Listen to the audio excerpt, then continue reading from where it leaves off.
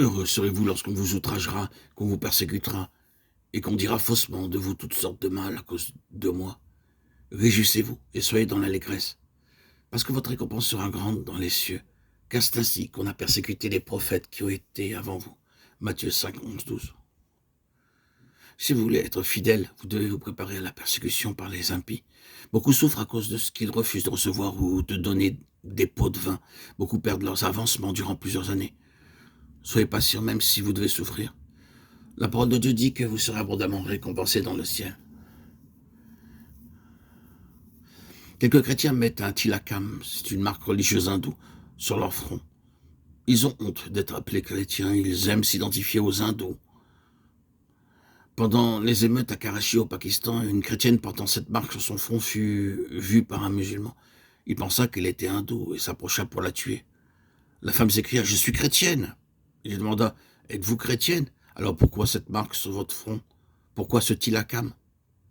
Elle porta immédiatement sa main à la langue et effaça cette marque. De même, beaucoup de chrétiens ont honte du nom du Seigneur Jésus-Christ. Ils ont peur de souffrir la persécution, il en résulte que leur vie est stérile, honteuse, corrompue, non féconde. Frères et sœurs en Christ bien-aimés, que le Seigneur nous prépare un bon sel qui non seulement donne du goût, mais qui manifeste une grâce et une compassion abondante pour notre entourage.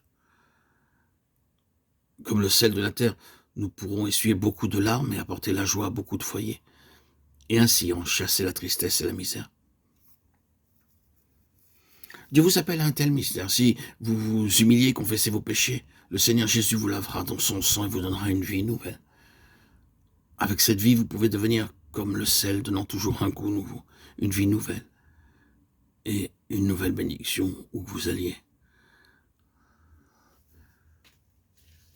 Ne crains point, je suis le premier, le dernier et le vivant. J'étais mort et voici, je suis vivant au siècle des siècles. Je tiens les clés de la mort et du séjour des morts. Apocalypse 1, 17, 18. Le premier chapitre du livre de l'Apocalypse montre la gloire du Seigneur Jésus-Christ comme notre grand souverain sacrificateur éternel. Ce livre contient le message de la restauration spirituelle. Toute perte peut être recouvrée si nous obéissons aux lois divines. Nous lisons que Jean entendit derrière lui une forte voix et qu'il se retourna pour voir la voix qui lui parlait. Jean regardait dans la mauvaise direction, Apocalypse 1, 10 à 12. Nous aussi, nous nous décourageons parce que nous regardons dans la mauvaise direction. Dans Apocalypse 1.20, nous voyons quelle sorte d'église bâtit le Seigneur Jésus-Christ. Apocalypse 1.13 montre Christ comme le grand souverain sacrificateur éternel. Et ce chapitre contient 7 aspects du Seigneur Jésus-Christ. Sa tête et ses cheveux étaient blancs comme de la laine, Apocalypse 1.14 à 18. Ses yeux étaient comme une flamme de feu. Ses pieds étaient semblables à de l'airain affiné. L'airain parle de jugement. Dans Genèse 3.15, la prophétie fut donnée que la tête du serpent serait écrasée. Sa voix était comme le bruit de grandes eaux, Apocalypse 1.15 et 19.6. Ses mains soutenaient 7 étoiles, le Seigneur tient les églises dans ses mains. De sa bouche sortait une épée aiguë à 2 tranchants. Dans Hébreux 4.12, la parole de Dieu est comparée à une épée à 2 tranchants. Enfin, son visage était comme le soleil, lorsqu'il brille dans sa force. Le Seigneur donna à l'apôtre Jean une nouvelle révélation de lui-même.